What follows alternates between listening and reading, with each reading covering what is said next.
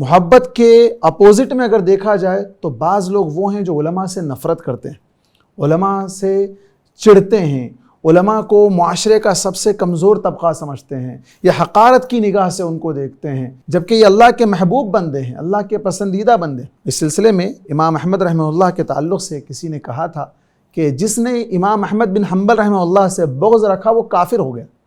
پوچھنے والوں نے پوچھا کہ امام احمد بن حنبل سے بغض کا کفر سے کیا تعلق ہے؟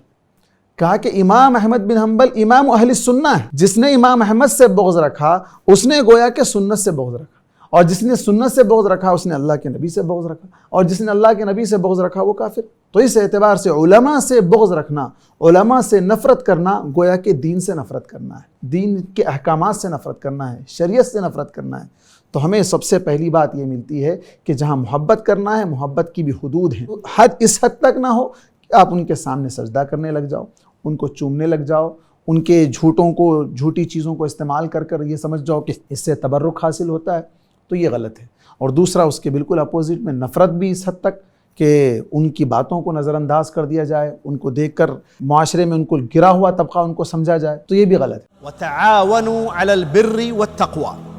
نیکی اور تقوی کے کاموں میں تعاون کرو، سپورٹ کرو، ہیلپ کرو۔ تو میں آپ تمام ناظرین کو یہ دعوت پیش کر رہا ہوں کہ اس چینل کے لیے جس قسم کا آپ تعاون پیش کر سکتے ہیں ضرور کیجئے،